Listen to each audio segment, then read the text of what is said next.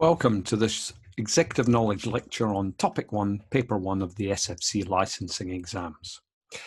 This topic covers regulatory overview of the Hong Kong financial industry and serves as a backdrop to the topics that will follow. There are 9 topics altogether.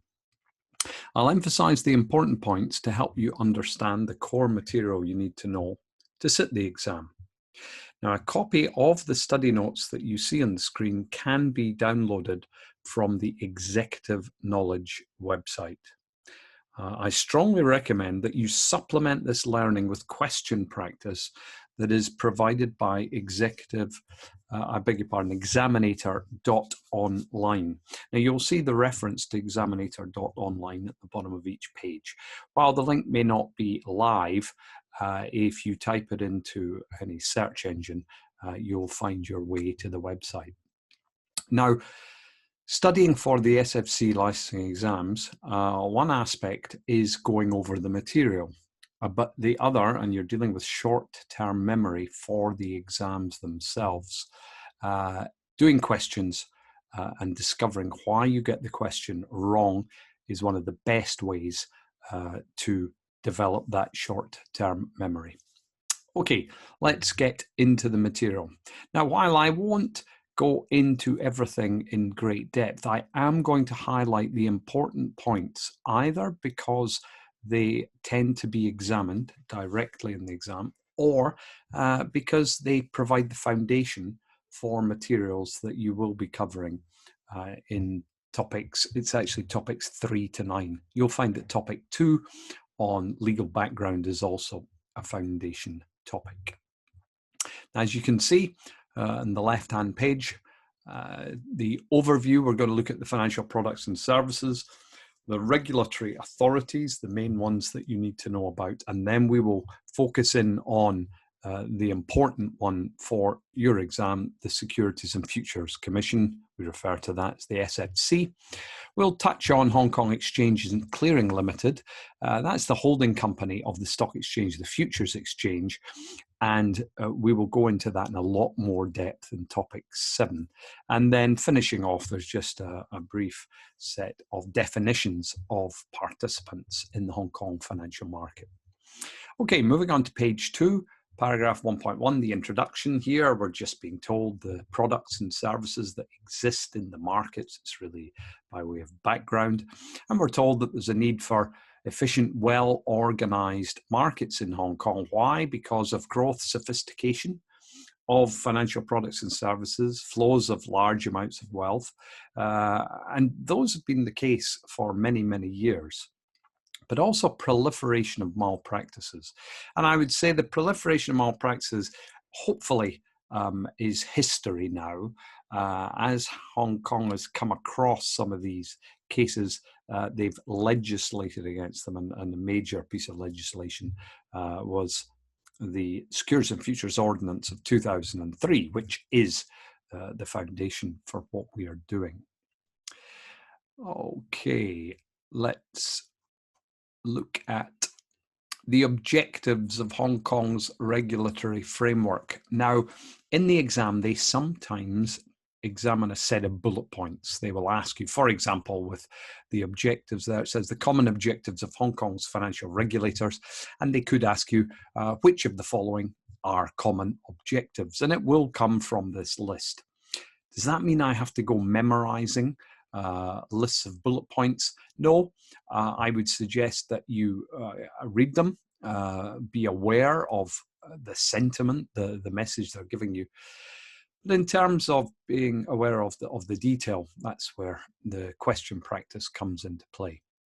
But I will read through this list. Common objectives of Hong Kong's regulators: to maintain Hong Kong's position, leading financial centre, by ensuring regulations enable proper supervision of financial markets. To operate financial regulation of an acceptable international standard. Now, Hong Kong likes to be seen as on a par with international practices. To be market friendly, open, approachable, fair and effective. Ensure there's a legal framework of financial regulation that's certain, adequate, fairly enforced. Encourages sound infrastructure so that Hong Kong financial markets interlink with global settlement clearing systems, and to promote confidence in the financial markets internationally and locally. Now, that last point is very important, and this goes back to 1998 when the Hang Seng Index collapsed in 1 week, September 1998. It went from 12,000 on the Monday morning to 6,000 on the Thursday evening, and it was the government that had to intervene on the Friday morning, bringing the Hang Seng Index from 6,000 back up to 8,000. Now, that gives no confidence to the international markets at all to have such volatility. And it was driven by naked short selling. An outcome of that 1998 was rejigging all the legislation, and as a result, we got the 2003 Securities and Futures Ordinance. And many would argue that that has returned confidence to the Hong Kong market. So that's a little bit of the background. Philosophy and systems of regulation. We have merit-based regulation. The listing rules are an example of it. You have to be good enough. And disclosure-based regulation is where you must disclose particular information. We get that in the company's ordinance, specifying what companies must disclose in their accounts. And wrapped around those two bases are a risk-based approach, so that anything that's considered to be risky in the Hong Kong markets tends to be heavily regulated. Two examples: naked short selling. Naked short selling is illegal in Hong Kong, and insider dealing, which many years ago was viewed as almost as a sport. No, now it is illegal. Looking at the history, paragraph 1.4, I wouldn't worry about 1891 nor 1973, but I would be aware that in 1987, that was Black Monday around the world. In October 1987, the London market, the New York market managed to open on the Tuesday morning. Hong Kong did not. It closed for 3 days. The systems just couldn't take the pressure. Now, in 1987, that was back in the colonial days, the government asked for Ian Hay Davidson to be sent out from London. He was the senior partner of Deloitte Haskins and Sells. He formed a review committee, and they came up with recommendations, and there's a list of the recommendations. Davidson Committee recognized the need for systemic stability, that is, so the markets don't close down under pressure, orderly, smooth functioning market, fair, free from manipulation and deception, adequate investor protection, practitioner-based regulation, not government-based, checks and balances on the system, with the exchange being supervised by a commission that was independent of government, and that turned out to be the Securities and Futures Commission, and market participants to be represented on the exchanges and clearinghouses. And so it was that the SFC, the Securities and Futures Commission, was born in 1989 as a result of the Davidson Committee's recommendation. And the last point on page 4 recognizes that the Securities and Futures Ordinance, which is a piece of primary legislation, consolidated 10 diverse ordinances that all were set up in the past when problems were encountered. Well, we just have one ordinance. Now, an ordinance in Hong Kong is the same as a bill in the US, an act in the UK. It's a piece of primary legislation. Moving on. So we're going to look at the regulatory authorities. The first one, well, the government itself. And we see that the chief executive and the financial secretary play a role, and just have a look at those points. Are they going to be examined? An outside chance, not regularly, but be aware of those points. I would point out the Hong Kong Monetary Authority, the HKMA, bottom right, the quasi-central bank of Hong Kong, and we're going to cover that in a certain amount of detail in a moment. The financial regulators in Hong Kong, who are they? Well, we've got a diagram top of page 6 linking them all into the SFC. Here is the Hong Kong Monetary Authority, the HKMA. Now, we're told it's headed by Chief Executive, manages the exchange fund, manages Hong Kong's monetary policy. Well, it does in as much as it follows US monetary policy, that is interest rates, because of the dollar peg, 7.8 Hong Kong dollars to one US dollar.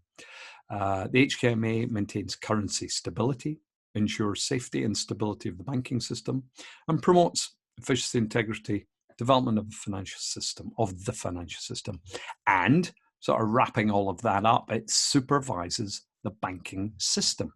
Now, if the HKMA supervises the banking system, and there are many banks that operate in the Securities and Futures industry, how does the Securities and Futures Commission regulate the banks when the banks are supervised by the HKMA? Well, I'll come back to those last 3 bullet points, but this is where we come on to a diagram which I would like to think explains the relationship. And for the exam, you must understand the relationships reflected in this diagram. Now, I was talking about the HKMA, the Hong Kong Monetary Authority, on the left. It supervises AFIs, authorized financial institutions. Now, all banks are AFIs, not all AFIs are banks. A couple of examples, TravelX and Western Union, money changers. They have to be authorized by the HKMA, but they are not technically banks. Now, the AFIs we are interested in are those that perform an SFC regulated activity. Now, if you look on the opposing page, you will see the 10 SFC regulated activities. I will come to those in a moment. So, AFIs, banks that perform an SFC regulated activity, must register with the SFC and are known as registered institutions. The vast majority of operators in the securities and futures industry are not AFIs. They are firms, for example, fund managers, advisors, brokers. They must be licensed by the SFC. They're directly supervised by the SFC, and they must be licensed to carry out a regulated activity, and in turn, they are known as licensed corporations. So we have registered institutions that are supervised by the HKMA that carry out SFC regulated activities, and we have licensed corporations directly supervised by the SFC that carry out SFC regulated activities. Now, collectively, registered institutions and licensed corporations are known as intermediaries. Now, all of those terms appear in the exam, and they are defined in the Securities and Futures Ordinance, and I have made an attempt to describe exactly what they all mean. Now, the 10 regulated activities, if you are involved in one or more of these, you must work for a licensed or corporation or registered institution, and you yourself must be licensed or registered. If you're not, and you are carrying out a regulated activity, you are breaking the law, and the SFC will come down on you hard. Now, the first 3 are the dealing activities: dealing in securities, dealing in futures, and leveraged foreign exchange trading. Leveraged foreign exchange trading over the counter, OTC, between 2 counterparties. The next 3, 4, 5, and 6 are the advising activities: advising on securities, advising on futures, and advising on corporate finance. Then the last 4 I would describe as ad hoc, providing automated trading services. Now, the Type 7 license is required if you operate an in-house proprietary trading service, trading system for your clients. To do so, you must hold a Type 7 license. The Type 8 activity, securities margin financing, is lending money to clients to enable them to buy and hold listed securities. And the securities can be listed anywhere in the world, but they must be listed on the stock market. Activity 9, asset management, the world of fund management. And finally, activity 10, providing credit rating service. That's the world of Fitch, S&P, Moody's. And since the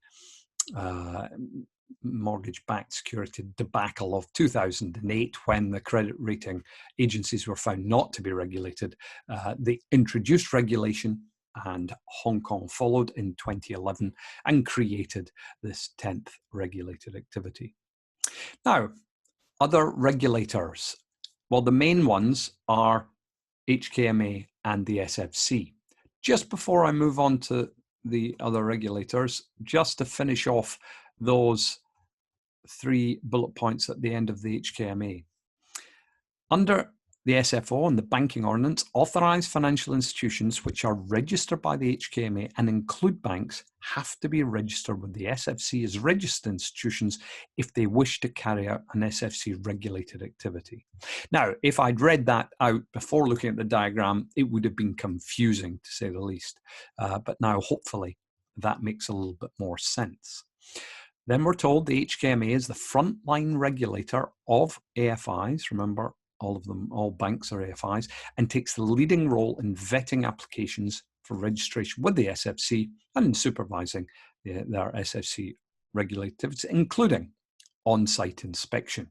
So the HKMA will inspect AFIs, will inspect them anyway, whether or not they carry out SFC regulated activities.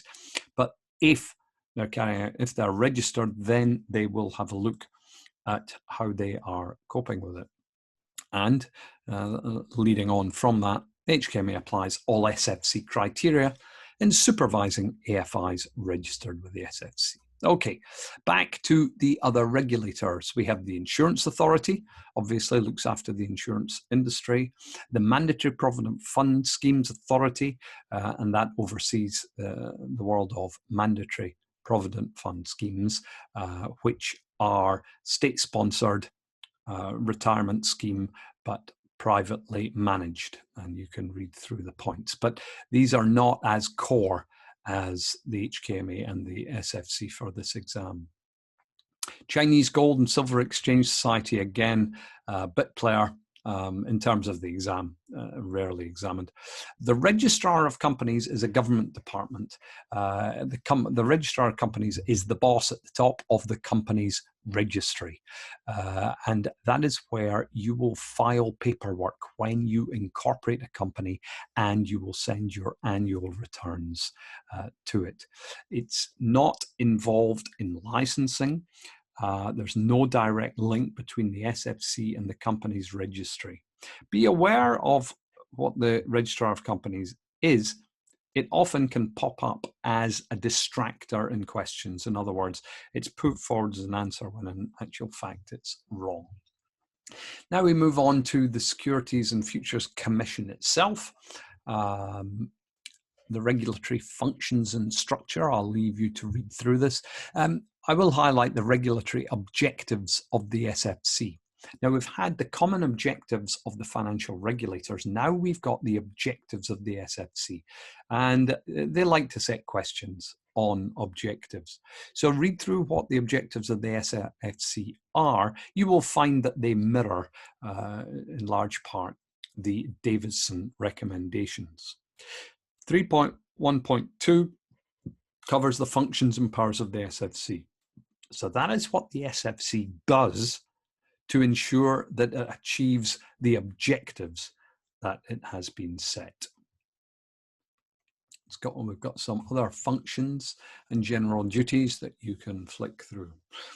Directors, committees, tribunals, and panels of the SFC. We've got some details of the directors, and we see towards the bottom of page 11 that there are 5 operational divisions within the SFC: corporate finance, enforcement, investment products, supervision of markets, and intermediaries.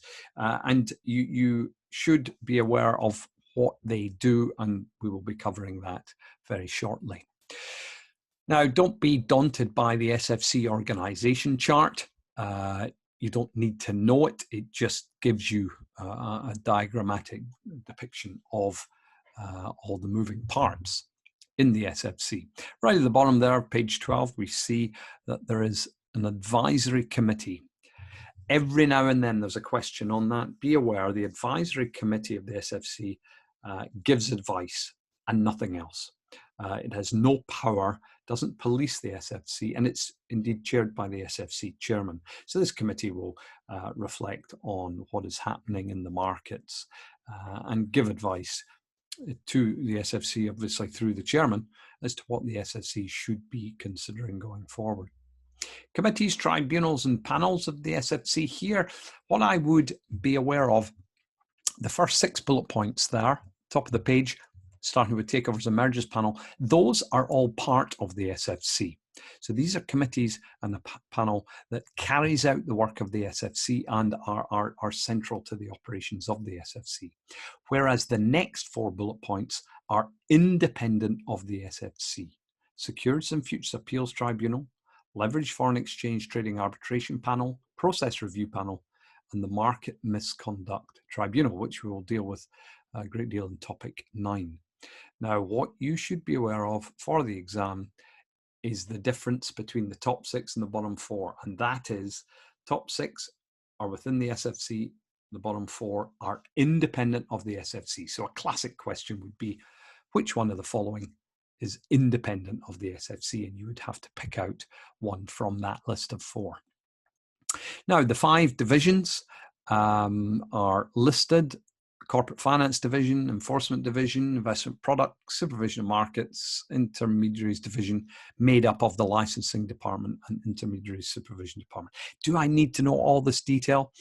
Unlikely, but every now and then they can throw up a question asking, for example, which division looks after the Investor Compensation Fund, which is run by the Investor Compensation Company, and you will see that is covered in the second last bullet point of the Supervision of Markets Division. So read through all those points. I wouldn't go memorizing them, but do the questions, do the practice questions, and that will cover points that we have seen previously in the exam.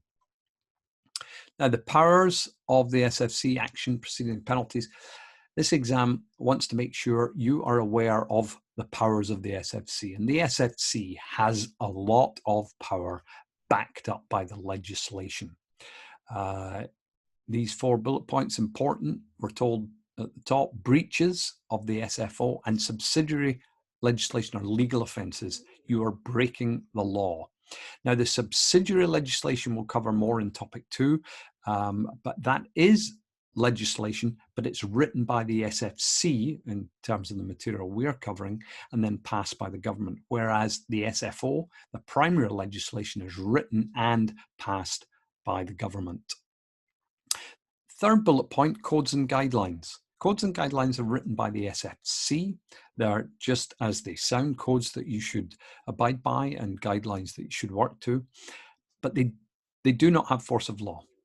You're not breaking the law if you breach them. However, your fitness and properness, as they refer to it, may be brought into question. The worst case is you could lose your license if you breach a code or a guideline sufficiently. Between those, the 2nd bullet point, SFC can apply to the courts for an injunction to stop someone dealing with his assets or carrying on a business. So many companies can go to the courts to get an injunction to stop someone doing something, and the SFC is in that category. It's a lot of power. The courts can hand down the injunction, and the SFC can insist a firm stops carrying out its business. And the last bullet point there, the SFC has the power to reprimand, publicly or privately, fine, suspend or revoke a license or registration. They're not going to send you to jail. Only the courts can do that. But if they take away your license, well, you can't work. Disciplinary power of the Hong Kong exchanges, that's the stock exchange and the futures exchange, that tends to be focused on trading, clearing, settlement, the actual operations of the exchange, whereas the SFC is a little bit broader in their remit. Disclosure of information by the SFC, the bottom of page 15. The SFC can disclose information, confidential information, to other parties if it's in the public interest. The second bullet point there, SFC may also provide information to an overseas authority or regulator who is subject to adequate secrecy provisions. And this does happen. So for example, the Australian regulator is concerned about a company that is being administered in Hong Kong and wants to know more information. The Australian regulator can go to the SFC, the Hong Kong regulator, ask for the information, and the SFC can go to the firm that administers those companies and ask for information. They have the power to do that, and if you receive that request, you must produce the information, and then they will pass it on to the Australian regulator, but nobody will know anything about it because it is all operated under strict secrecy provisions. IOSCO, a little bit of material on that at the top of that page. Hong Kong Exchange and Clearing Limited, these are the markets, and it's headed up by Hong Kong Exchanges and Clearing Limited. That is a listed company in Hong Kong, and it owns Stock Exchange 100%, Futures Exchange, and the underlying 3 clearing houses. We will be covering that material in a lot more detail in topic 7. And finally, participants and intermediaries in the Hong Kong financial market. There are the definitions of the categories listed. Be aware of them. In terms of examination, I would be aware of institutional investors. We're told entities that make investments on behalf of others, such as pension funds, unit trusts, mutual funds, insurance companies, etc. We have seen questions where they have asked, which one of the following is not an institutional investor? One example would be charity. We've seen that in an exam. A charity is not an institutional investor. It's investing on behalf of itself. A little bit confusing because, of course, people have contributed money, but the money does not go back to the people who originally contributed it. Okay, that brings me to the end of topic 1. As I said at the beginning, this material is important. It acts as a foundation for future topics in paper 1, and also some of the definitions are extremely important and will either be examined directly or will be referred to in other questions. And again, I remind you that to consolidate your knowledge of this material, it is best to do as many questions, practice questions as you can. And I would refer you to Examinator.online, where we have listed over 400 questions for paper 1. See you for topic 2.